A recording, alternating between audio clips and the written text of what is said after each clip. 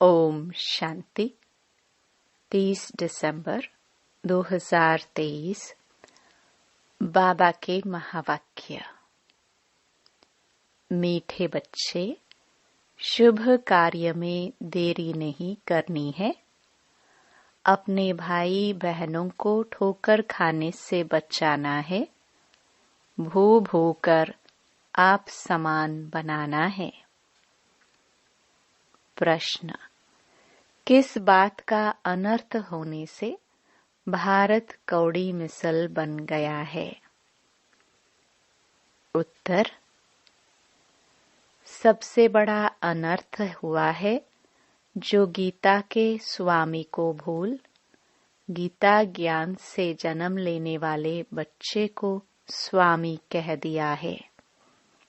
इसी एक अनर्थ के कारण सभी बाप से बेमुख हो गए हैं। भारत कौड़ी तुल्य बन गया है। अब तुम बच्चे बाप से सम्मुख में सच्ची गीता सुन रहे हो, जिस गीता ज्ञान से ही देवी देवता धर्म स्थापन होता है। तुम श्री कृष्ण के समान बनते हो। गीत। किसने यह सब खेल रचाया? ओम शांति। ब्राह्मण कुलभूषण बच्चे समझ गए हैं कि बरोबर हमको स्वर्ग में बहुत अपरम अपार सुख थे। हम बहुत खुशी में थे। हम जीवात्माएं स्वर्ग में बहुत मस्ती में थे। फिर क्या हुआ? रंग रूप की माया आकर चटकी। विकारों के कारण ही इसको नरक कहा जाता है। नरक तो सारा है। अब यह जो भ्रमरी का मिसाल देते हैं, भ्रमरी और ब्राह्मणी दोनों का काम एक है। भ्रमरी का मिसाल तुम्हारे ऊपर है। भ्रमरी कीड़े ले जाती है, घर बनाकर उसमें कीड़े डाल देती है। ये भी नरक है। सब कीड़े हैं, परंतु सब कीड़े देवी देवता धर्म वाले नहीं हैं। जो भी धर्म वाले हैं, सब नरकवासी कीड़े हैं। अब देवी देवता धर्म के कीड़े कौन हैं? यह कैसे पता पड़े कि यह ब्रह्मावंशी ब्राह्मणियां हैं जो बैठ भू करती हैं? जो देवता धर्म के होंगे वही ठहर सकेंगे, जो नहीं होंगे ठहरेंगे नहीं। नरकवासी कीड़े तो सभी हैं। सन्यासी भी यही कहते हैं कि नरक का यह सुख कागविष्टा समान है। उनको यह पता नहीं कि स्वर्ग में अथाह सुख है। यहाँ पर 5% सुख है और 95% दुख है। तो इसको कोई स्वर्ग नहीं कहा जाएगा। स्वर्ग में तो दुख की बात नहीं रहती। यहाँ तो अनेक शास्त्र, अनेक धर्म तथा अनेक मतें हो गई हैं। स्वर्ग में तो एक ही अद्वैत देवता मत है, एक ही धर्म है। तो तुम हो ब्राह्मणिया, तुम भू करती हो। फिर जो इस धर्म के हैं वह ठहर जाते हैं। अनेक प्रकार के हैं। कोई नेचर को मानते हैं, कोई साइंस को मानते हैं, कोई कहते यह सृष्टि कल्पना मात्र है। ऐसी वार्तालाप यहाँ ही चलता है, सतयुग में नहीं चलती। यह बेहद का बाप प्रजापिता ब्रह्मा के मुख कमल से अपने बच्चों को बैठ समझाते हैं कि तुम मेरे पास थे, अब फिर मेरे पास आना है। इसमें शास्त्रों की तो बात नहीं उठती। क्राइस्ट तथा बुद्ध आते हैं, वह भी आकर सुनाते हैं। उस समय तो शास्त्र का प्रश्न उठ ना सके। क्राइस्ट बाइबल पढ़ता था क्या? बाइबल का प्रश्न ही नहीं उठता। बाप कहते हैं, बच्चे तुम अपनी हालत तो देखो, माया रावण ने तुम्हारी कैसी हालत कर दी है। समझते भी हैं कि हम आसुरी रावण संप्रदाय हैं। रावण को जलाते हैं परंतु जलता नहीं। रावण का जलना बंद कब होगा, यह मनुष्यों को पता नहीं है। तुम हो ईश्वरीय दैवी संप्रदाय, तुम बच्चे हो हमारे। अब मैं फिर आया हूँ तुम बच्चों को राजयोग सिखलाने। अनेक धर्म हैं, उनमें से निकालने में कितनी मेहनत लगती है। गीता भी कहाँ से आई? आदि सनातन धर्म जो था उनकी निशानियां कहाँ से निकली, जो फिर ऋषि मुनियों ने बैठ बनाई, जो अब तक सुनते आए हैं। वेद किसने गाए? वेदों का बाप कौन है? बाप कहते हैं कि गीता का भगवान मैं हूँ। गीता माता रची शिव बाबा ने, उससे जन्म लिया श्री कृष्ण ने। उनके साथ राधे आदि सब आ जाते हैं। पहले है ही ब्राह्मण। तुम बच्चों को निश्चय है कि वह हमारा मोस्ट बिलवड बाप है, जिसको सब कहते हैं ओ गॉड फादर रहम करो। भक्त पुकारते हैं कि कैसे दुख से छूटे। अगर भगवान सर्वव्यापी हो तो फिर पुकारने की बात ही नहीं। मुख्य है गीता की बात। कितने यज्ञ आदि रचते हैं, अब तुम ऐसे फर्चे छपाओ।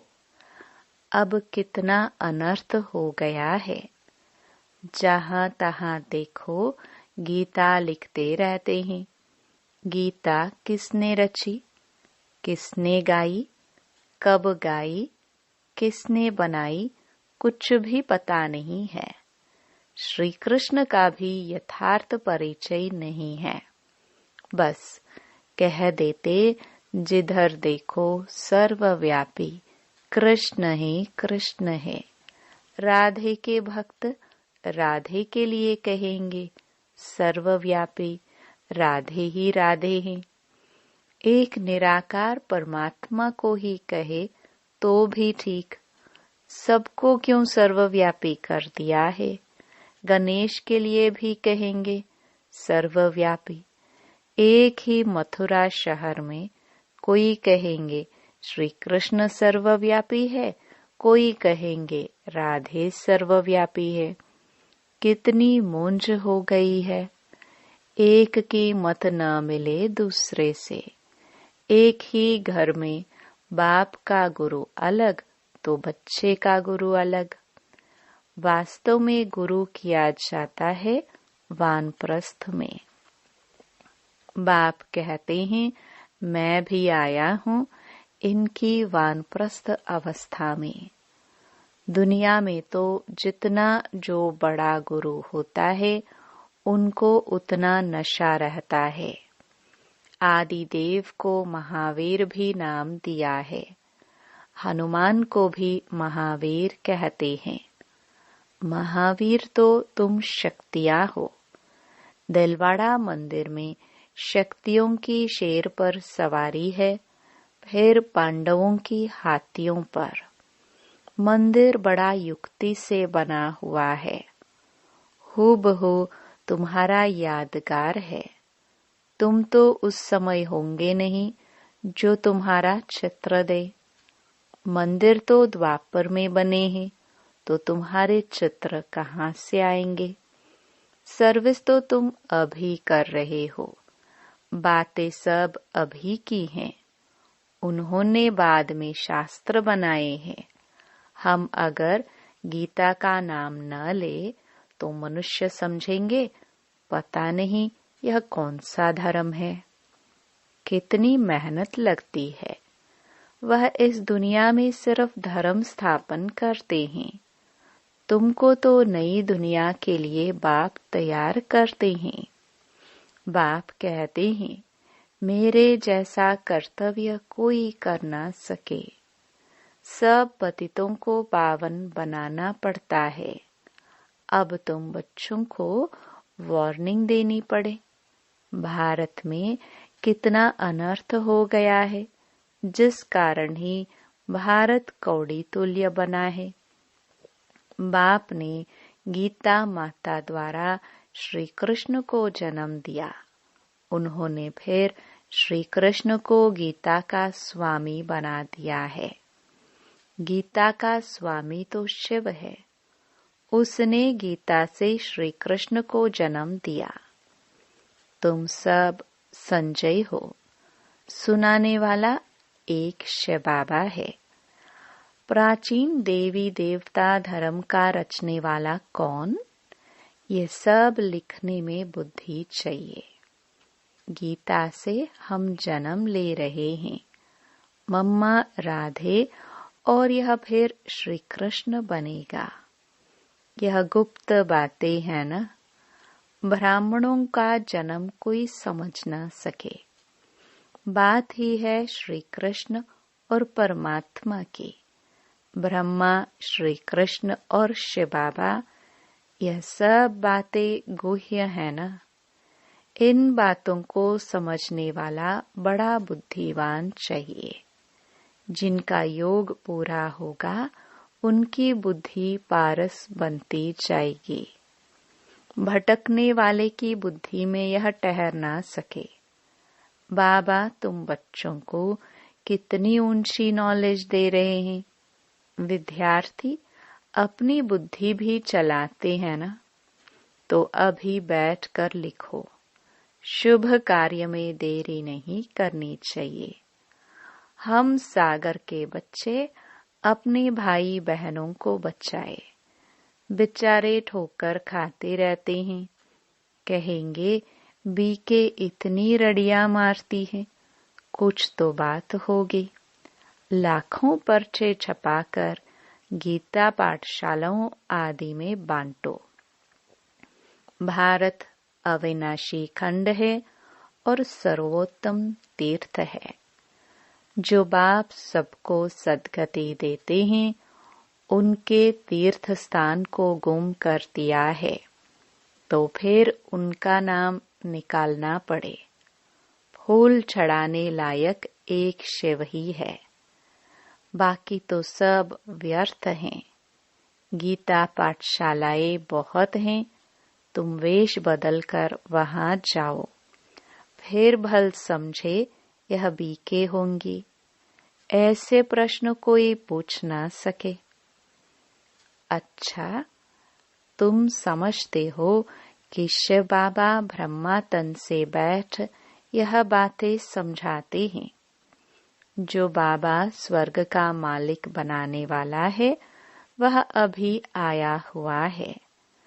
जब तक ब्राह्मण न बने, तब तक देवता बन न सके। ब्राह्मण कुल देवताओं से भी ऊंच है। सबकी आत्मा पावन हो रही है। तुम फिर नई दुनिया में पुनर्जन्म लेंगे। अच्छा, मीठे मीठे सिखिलदे बच्चों प्रति माता पिता बाप दादा का याद प्यार और गुड मॉर्निंग।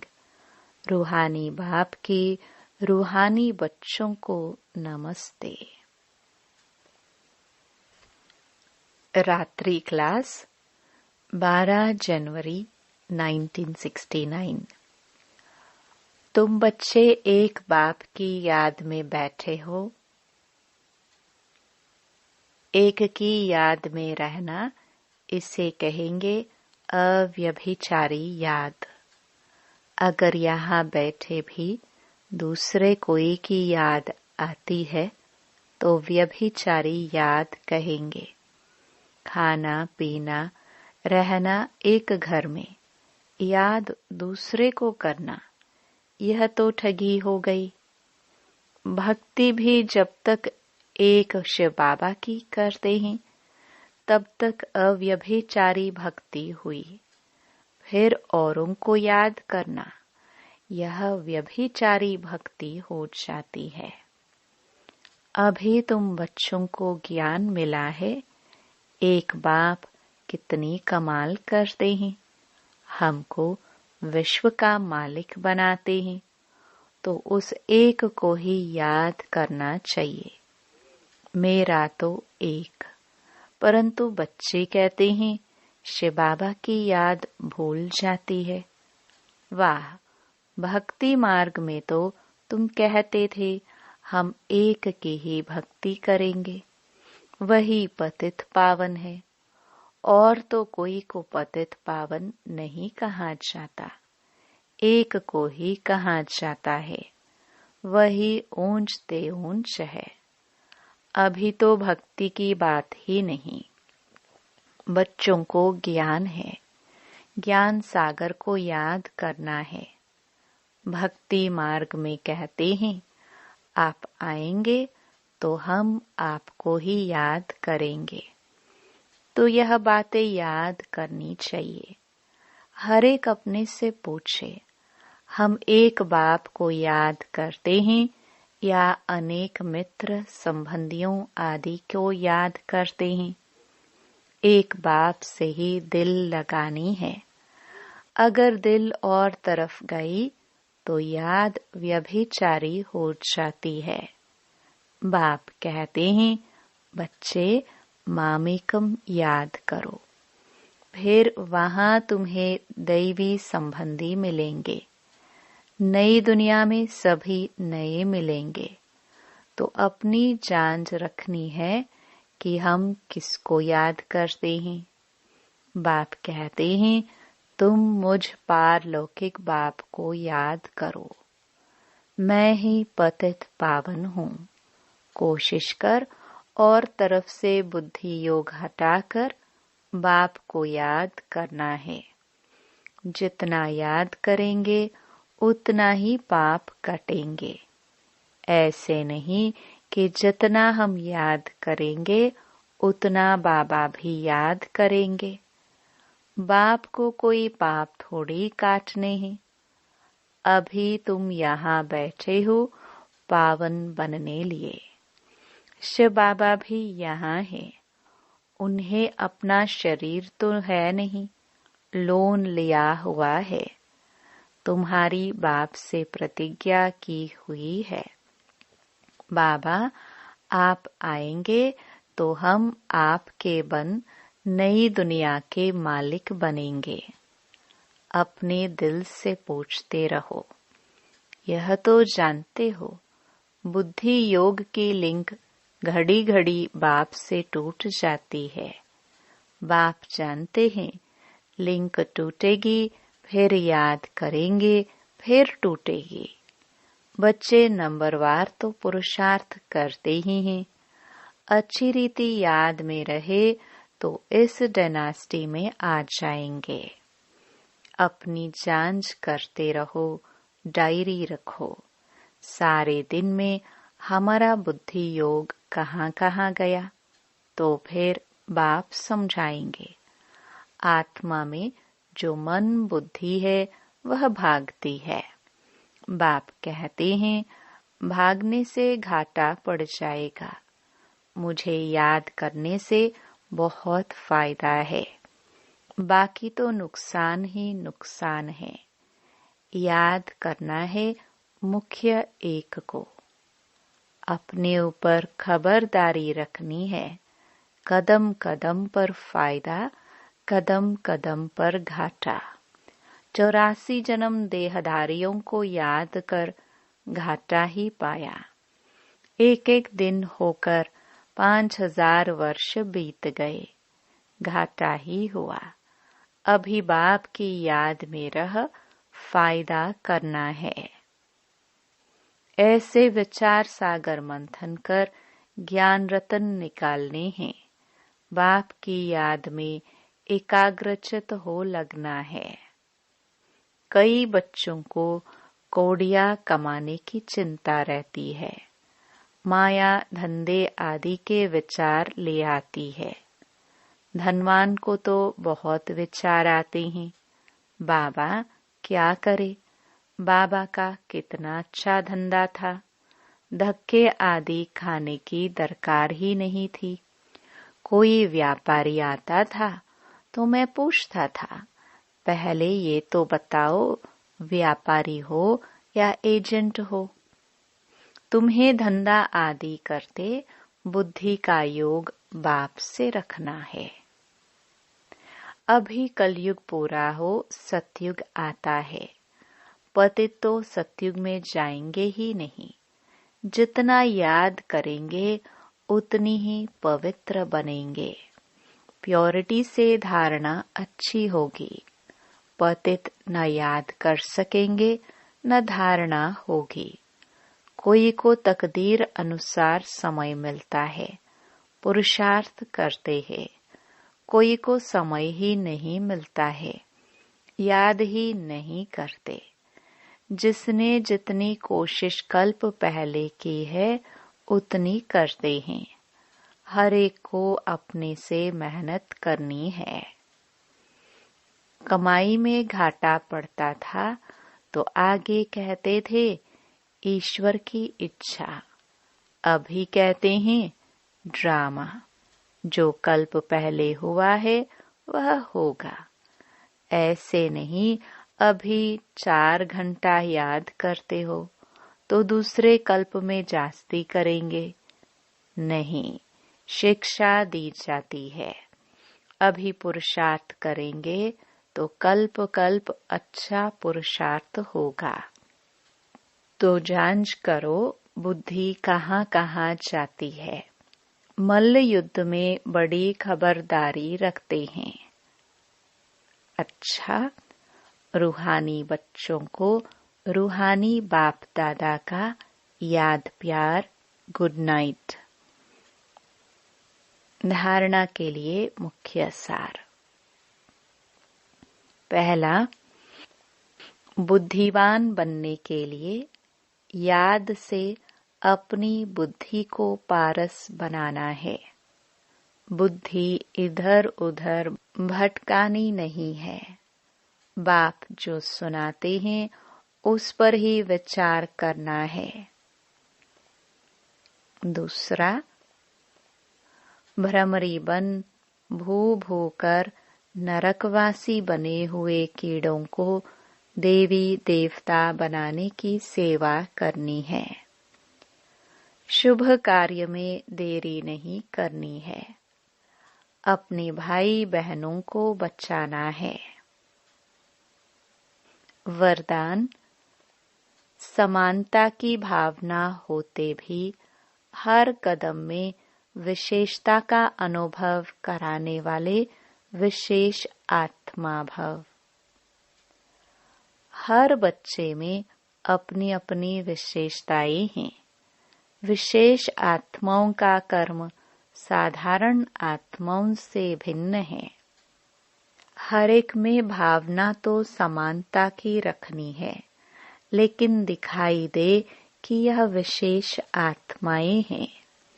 विशेष आत्माएं अर्थात विशेष करने वाली, सिर्फ कहने वाली नहीं। उनसे सबको फीलिंग आएगी कि यह स्नेह के भंडार हैं। हर कदम में, हर नजर में स्नेह अनुभव हो, यही तो विशेषता है। स्लोगन, सृष्टि की कयामत के पहले अपनी कमियों और कमजोरियों की कयामत करो। ओम शांति।